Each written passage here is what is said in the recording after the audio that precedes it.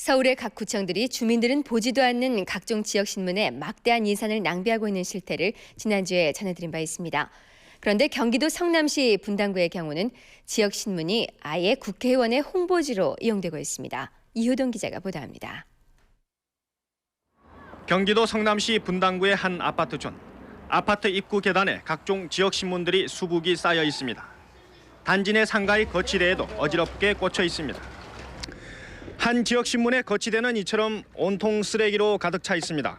이 지역신문들이 주민들에겐 한낱 휴지 조각에 불과하다는 걸 여실히 보여주고 있는 것입니다.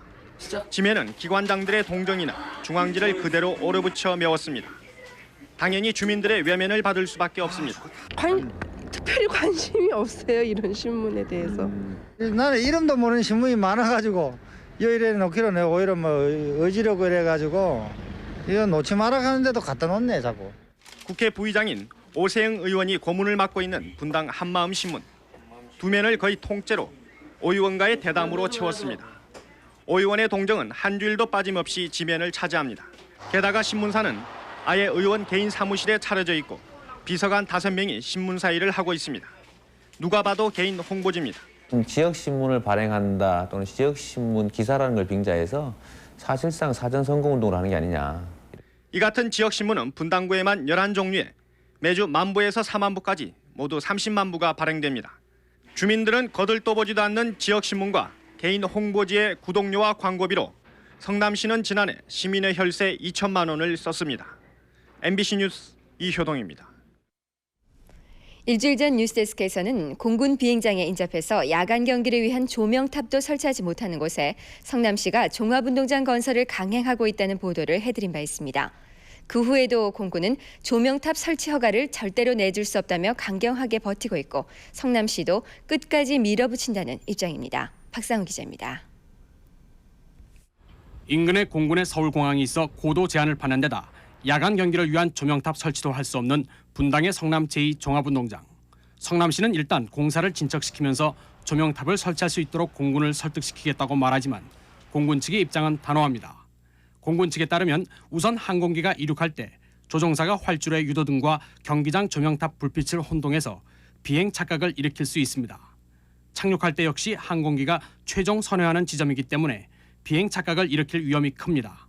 조금 더 떨어졌으면 생각할 여지가 있는데 바로 거기에 걸리기 때문에 생각할 여지가 못 돼요. 가지고 할 수가 없어요, 저희들 입장에서는요. 공군이 이렇게 단호한 입장을 보이자 성남시는 조명탑을 설치는 하되 야간에는 공군의 통제를 받아 경기장을 운영하겠다는 엉뚱한 주장을 합니다. 설치 방법도 조금 캡을 좀 씌우겠노라. 그리고 또 사용도 군부대 통제하에 사용하겠노라. 이에 대해 시민들은 야간 경기의 특성을 무시한 발상이라며 공정이 6~7%에 불과한 지금이라도 건설을 중단하라고 촉구합니다. 야간 경기 시마다 비행기 이착륙에 따라서 경기 중단과 속행을 계속해야 된다면 도저히 유례가 없는 일이고 도저히 상식적으로 납득할 수가 없는 일입니다. MBC 뉴스 박상호입니다. 청백리로 소문났던 오성수 전 성남시장이 시장으로 있을 때 뇌물을 받은 혐의로 오늘 검찰에 구속됐습니다. 박상호 기자입니다. 한때 방콕의 청백리 시장 잠농에 비유되기도 했던 오성수 전 성남시장이 시장 재직 당시 관내 지하상가 개발과 관련해 1억 6천만 원의 뇌물을 받은 혐의로 오늘 검찰에 구속됐습니다. 문제 성남 중앙 지하상가. 지난 91년 개발되면서부터 지금까지 각종 비리 의혹과 민원이 끊이지 않고 있습니다. 원 설계도면상에는 점포수가 568개였으나 나중에는 820개로 크게 늘어 업자의 편의를 봐줬다는 의혹이 일고 있습니다.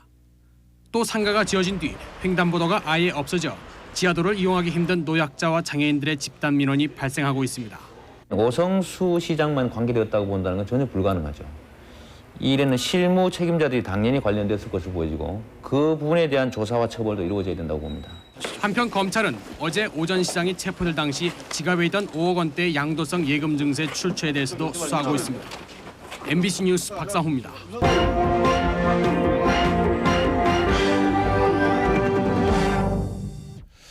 얼마 전 카메라 출동에서는 성남시의 경기교통이란 버스 회사가 수입이 좋은 노선은 버스를 늘리고 승객이 적은 곳은 버스를 줄이는 불법 운행을 고발했습니다. 그런데 버스 회사도 성남시청도 전혀 시정하지 않고 있어서 봐주기 의혹을 받고 있습니다. 오상우 기자가 취재했습니다. 보도 나가고 나서 좀 바뀐 점이 있나요? 없는 걸로 알고 있는데. 변한 게 조금도 없어요. 지난 1일과 10일 두 차례에 걸쳐 경기교통의 운행 실태를 다시 조사했습니다. 901번, 990번, 990-1번은 미운행되고 있으며 2000번은 40-50분 간격으로 하루 종일 2대가 운행되고 있습니다. 70번은 19대 불법 증차, 70-1번은 14대 불법 감차 등 불법에는 변함이 없습니다. 111번 등 10여 개 노선은 여전히 서류상에만 존재하는 유령 노선이었습니다. 감독관청인 성남시를 찾았습니다. 어떤 조치가 취해졌죠? 저희가 그거는 다 조치했고 그 과징금 문제가. 성남시 측의 조치 내용입니다. 우선 미운행 노선 3곳을 아예 없애고 이 노선을 뛰던 버스 13대를 33번, 33-1번 노선에 투입했습니다. 33, 33-1번은 각각 13대, 16대 불법 증차했던 황금 노선입니다. 또 적자 노선 일부의 인가 대수를 줄이고 노선을 단축했습니다. 시청의 대책 덕분에 경기교통은 오히려 큰 이익을 보게 됐습니다. 인근 주민들 말입니다. 원래 안 뛰던 노선이니까 주민들은 어떤 그 불편사항은 없었죠. 경기교통 과주기는 단속에서도 드러납니다. 시유지를 3년째 무단 점거해 주차장으로 쓰고 있지만 성남시의 조치는 없었습니다. 또 폐수 방류와 무허가 주유기 운영, 난폭 운전, 배차 시간 어기기 등도 원성의 대상이지만 단속은 미흡합니다. 성남시는 서울시에서 적발해 통보한 것조차 처리하지 않았습니다. 서울시에서 온 건 어떻게 처리가 돼요? 서울시에서는 그렇게 자주 오는 건 아닌데 거의. 그러나 서울시에서는 올 들어 불법 증감차 13건을 적발해 성남시청에 통보했습니다. 자기네에서 인간한 업체에 대해서는 아무래도 팔이 안으로 굽는다고 그런 경향이 좀 있는 거죠. 이에 대해 시민단체들도 더 이상 참을 수 없다는 입장입니다. 피해를 본 주민들을 모아서 집단적인 손해배상 청구 같은 것도 생각 중입니다. 버스업자와의 어떤 유착의 의혹도 부정할 수 없기 때문에 이 점에 관해서 수사당국이 조사할 필요도 있지 않나 생각합니다. 현행법상 1년에 3번 이상 국민의 교통 편의를 저해한 위반 행위가 적발될 경우 버스 업체를 퇴출시킬 수도 있습니다. 그러나 감독관청이 눈을 감고 있는 한 이 같은 법은 있으나 마나한 것입니다. 카메라 출동입니다. 보통의 사람들이 무슨 유인물 배포하다가 또 중범죄자도 아니고 잡혀 들어간 사안에 완전히 다 벗겨가지고 누관으로 확인했다. 이거는 제가 보기에는 상당성을 벗어난 거죠. 변호사 접견을 하고 변호사 접견 후에 다시 최초에도 하지 않던 그런 안봉수색을 했다. 그러면 변호사가 그런 걸 전달해 주었을 것이라는 고도의 개연성이 있어야 되지 않겠어요? 제가 수없이 접견을 해봤지만 변호사 접견을 한 다음에 무슨 물건 받은 게 있나 싶어서 전체적으로 무슨 홀딱 벗겨서 그 검색을 했다 이런 얘기 들어본 일이 없어요. 분당 아파트 특혜 분양 의혹에 대해서 검찰이 내일부터 본격 수사에 들어갑니다. 검찰은 국정원이 파악했던 특혜 분양자가 누구인지를 먼저 조사한다는 방침입니다. 민병우 기자가 보도합니다. 민주당 김옥두 의원의 부인이 분당의 고급 아파트를 분양받았다가 해약했던 것으로 드러나면서 특혜 분양 의혹이 점차 확산되고 있습니다. 성남시민단체의 이재명 변호사는 오늘 이 아파트 부지의 용도 변경과 관련한 당시 국정원 문건에 유력 인사 5명의 실명이 있었다고 주장했습니다. 정치권의 아주 유력 인사 둘, K라고 표시되는 두 사람, 또 청와대에 근무하는 그 고위 직원 한 사람. 국정원이 당시에 만들었다는 아파트 특혜 분양 리스트도 나돌았습니다. 전 현직 국회의원 5명을 비롯해 차관보 이상의 고위 공직자 3명, 본인이나 가족 명의로 분양받은 판사와 검사 8명이 이 리스트에 포함된 것으로 알려졌습니다.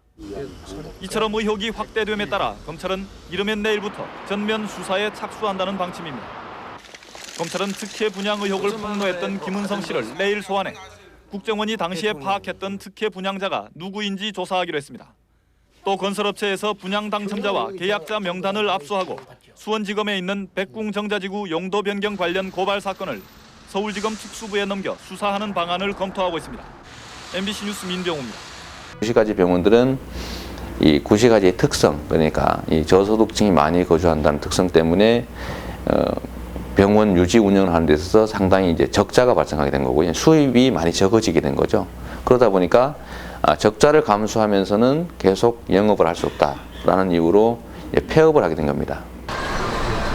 그러나 성남 시민들의 싸움은 이제부터가 시작이다. 그 방법은 시민이 주체가 된 공공병원 설립 조례안은 조만간 성남 주민들에 의해 또다시 의회에 제출될 것이다. 현재 7월 달이 지나면 이런 공공기관 설립에 대해서 주민들이 직접 발의를 해서 투표를 할 수 있고 그 투표에서 가결이 되면 시의회나 또는 시장이 싫어하더라도 의무적으로 공공기관을 시립병원을 설립해야 됩니다. 따라서 저희는 조금 이렇게 상황이 좋아진다고 하면 주민 투표를 통해서 강제적으로 시립병원 설립을 하는 방법도 저희는 생각하고 있습니다. 어제 감사원 감사 발표로 확인된 지방자치단체의 비리들은 대부분 자체 감사에서는 적발되지 않았던 것들입니다. 지방자치제 실시 이후 단체장의 권한은 비대해졌지만 이를 견제할 장치는 미흡해진 탓도 있습니다. 이용마 기자가 취재했습니다. 경기도 양주시 공무원 5명은 시장이 개발허가 제한을 미루는 사이 대거 땅을 사들여 100억 원의 보상 차익을 챙길 수 있게 됐습니다. 또 특정 업체를 봐주기 위한 수의 계약이 지자체 전체 계약의 76%나 될 정도로 만연해 있는 것으로 드러나 충격을 줬습니다. 하지만 이런 비리들은 내부 감사에선 전혀 걸러지지 않고 있다가 이번 감사원 감사로 드러났습니다. 지방자치제 실시 이후 10년 동안 중앙정부의 많은 권한이 지방으로 이양되고 재정 규모도 2배 이상 늘었지만 견제 장치는 발전하지 않았습니다. 감사관은 해당 자치단체 소속인데다 자치단체장이 임명하는 한계로 인해 엄정한 내부 감시 기능을 수행하기엔 역부족입니다. 자기가 감사할 요원들이 동료이기 때문에 어렵고 또 상급자는 언제 그 상급자 밑에 가서 근무할지 모르니까 그 심도 있는 감사를 하기가 곤란하다. 또 단체장의 소속 정당이 지방의회의 절대 다수당인 경우 의회 역시 견제는커녕 유착과 감싸기로 흐를 소지도 다분합니다. 지방의원들이 이권에 개입하는 경우가 많은데 단체장이 독점적 권한을 갖고 있기 때문에 사실상 단체장에게 종속되어 있는 겁니다.